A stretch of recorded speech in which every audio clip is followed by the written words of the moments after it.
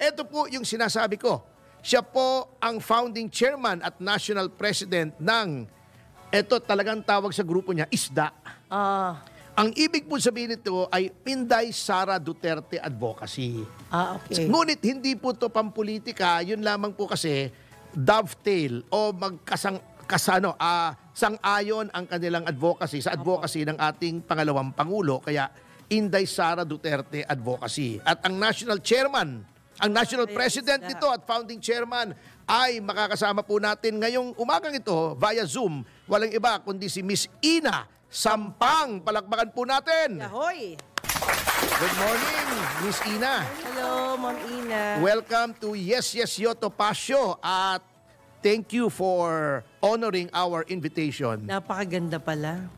Thank you po. It's always been such an honor po to be here. Okay, let's get down to brass tacks, ma'am.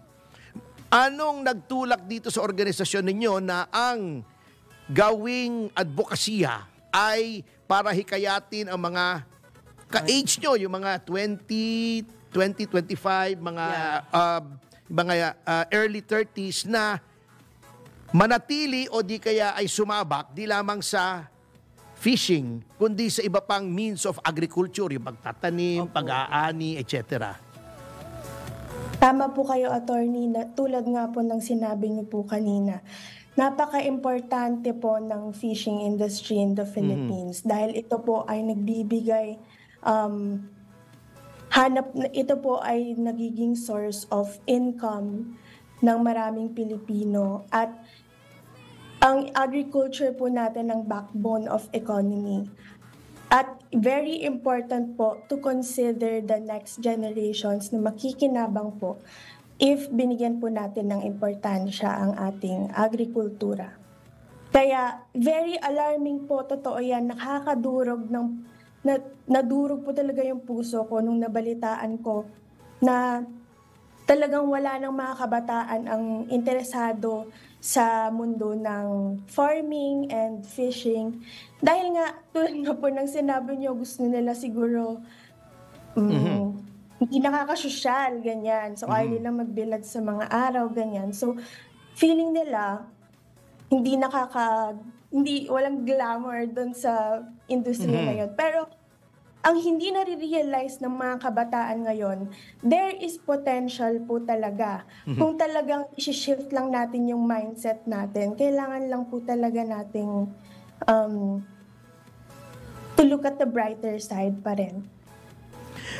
Nakita ko po doon nung ni-research ko yung organization nyo, ma'am, nakita ko na meron kayong mga activities na kasama nyo, yung mga nakababata pang mga magsasaka, pati yung mga magulang nila o minsan nga tingin ko yung mga lolo na nila yun yung mga nandoon. Ano pong sinasabi naman itong mga bata na sila ay nanatili sa pagsasaka kung bakit sila ay hindi umaalis sa ganung hanap buhay? Dahil nga po yun lang po ang source of income nila and source of survival din po. Wala po silang choice.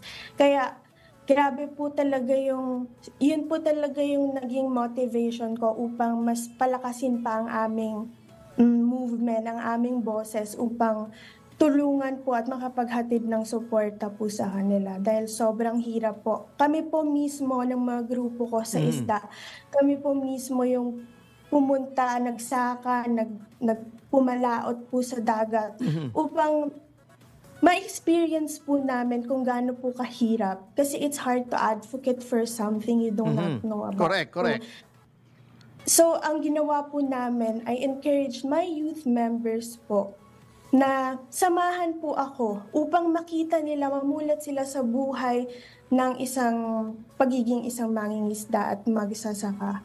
Isa po itong mahirap na trabaho, kaya mas ma-encourage po kaming ipaglaban ang kanilang karapatan. Yung sabi nyo, ma'am, yung mga bata ngayon ay nananatili kasi wala silang choice. So, nandoon na sila. Ano naman po ang maaari nating gawin para yung mga kabataan naman, anak na magsasaka, lumaki sila sa bukid, na gustong umalis naman para magpursu ng ng ibang hanap buhay, kung bakit dapat silang manatili. Ano pong maaari kayang maging motivation nila not to leave farming at in exchange for other occupations? Tulad po ng sinabi ko kanina, kailangan lang po nating i-change or shift yung mindset natin. Kaya marami pong mahirap na Pilipino kasi wala silang business-minded skill. Pag nakita nilang mahirap ang isang bagay, nag-give up na sila agad. Pero there's always something beautiful about something chaotic. Alam niyo po, parang merong solution sa lahat ng problema. Dito naman po sa usapang sa usapang agrikultura, pwede po tayong magsagawa ng mga sustainable fishing practices. And ayun, na pwede nung nating pagkakitaan. Kailangan lang po talaga ng diskarte at wag po tayong paghihinaan ng loob.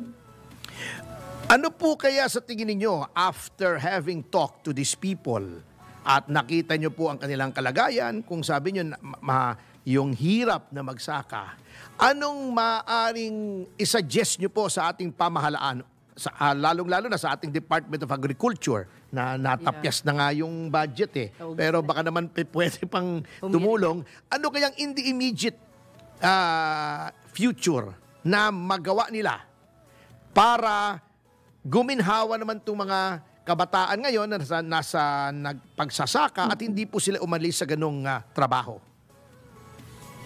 Yeah, tama po kayo, Attorney. The government really has like a crucial role in solving these issues. Talagang sila po yung may kakayahan upang matugunan itong ating mga problemang hinaharap ng ating bansa. Unang-una po, kailangan po nilang mag-invest sa agricultural sector po natin. Kaso nakakalungkot kasi imbes na dagdagan niyo yung pondo ng ating mga pondo na dapat nakalaan sa ating mga magsasaka at mangingisda. Ang problema doon, binabawasan pa nila. Ang katuwiran nila, meron daw ng mga ayuda na kasama na yung mga magsasaka. Yung ba ay magandang alternative kesa sa investment sa agrikultura? Yung mga paminsan-minsang ayuda? Kasi we are looking for long-term solutions po. Kasi ayuda, bare minimum, lahat tayo deserve niyan kapag nangangailangan tayo. Pero kailangan natin ng long-term and sustainable solutions po. Kasi hindi natin pwedeng bigyan ng ayuda. Bakit masosolve ba niya yan masosolve ba nito yung mga future, alam niyo po yan, mapapakain ba nila yung mga future susunod na henerasyon?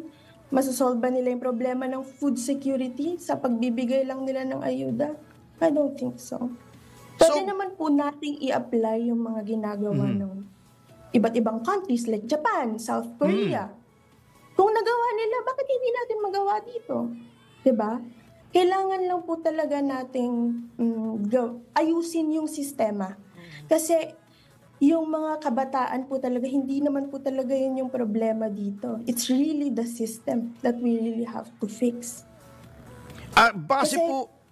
Ma'am, sorry po, naputol ko kayo. Base sa mga pakikipag-usap nyo dito sa mga young farmers, ano po ang kailangan nila? Anong mga immediate needs po nila para makatulong naman sa kanilang pananatili bilang mga magsasaka? Siyempre po bilang isang magsasaka at fisherman dito sa bansa natin, sobrang hirap. Kasi sila na yung pinakamahirap na trabaho, sila yung pinakamay mahirap na trabaho, sila pa rin yung nasa laylayan. Kaya kami na-encourage na talagang iangat sila or ipaglaban sila sa mga may kakayahan upang tumulong sa kanila. Sorry, what was your question again, Atty.? Sabi ko, anong feedback po nila, anong nababanggit nila sa inyo na kailangan nila sa right now para hindi sila umalis dun sa hanap buhay na yun at hindi mabawasan ang ating mga fishermen at magsasaka? Kailangan po nila ng support talaga from the government po. Kasi any specific support po ang nabanggit po nila sa inyo noong kinakausap nila kayo? Kailangan po nila ng mga yung tawag? Yung mga equipment po. Yung mga kagamitan nila sa pagsasaka, sa sa pangingisda, kulang po talaga. At saka hindi po kasi tayo hindi po tayo nag-i-innovate. What do you mean po? With the advancement of technology, 'di ba?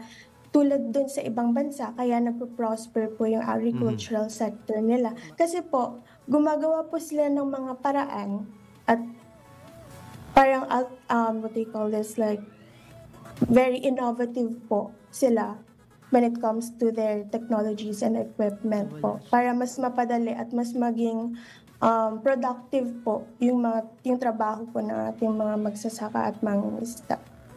Anyway, Ma'am Ina, any words addressed to our young farmers bago tayo matapos para mahikayat naman sila na huwag silang umalis sa pangingisda, sa pagsasaka, sa pagtatanim o re-raise ng livestock katulad ng manok, baboy, etc. May panawagan po ba ang organisasyon ninyo?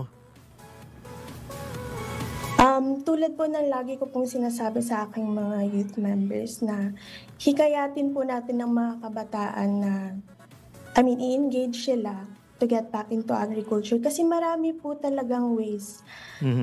Kailangan lang po talaga natin magkaroon ng tamang edukasyon at knowledge upang makapag-innovate at alam niyo po yun, parang gawin nating negosyo ito. Kasi meron pong potential dito, meron pong pera dito sa agriculture. Kailangan lang po talaga nating maging united and mas maging aware po tayo, mas maging knowledgeable po tayo para mas mapadali po nating ma-solve yung mga problems when it comes to agriculture. Okay, thank you very much po, Ma'am Ina. More power to you at makakaasa po kayo na kung may nais po kayong ipahatid sa ating pamahalaan, sa ating mga mamamayan at sa ating mga magsasaka, ay nandito lang po ang DWIZ. Bukas na bukas po para sa inyo. Thank you very much. Yan po si Miss Ina Sampang, Founding Chairman and National President ng ISDA Youth Philippines. Bira yung ganyan, attorney, na merong inisyatibo, no? Maganda yung kanyang advocacy.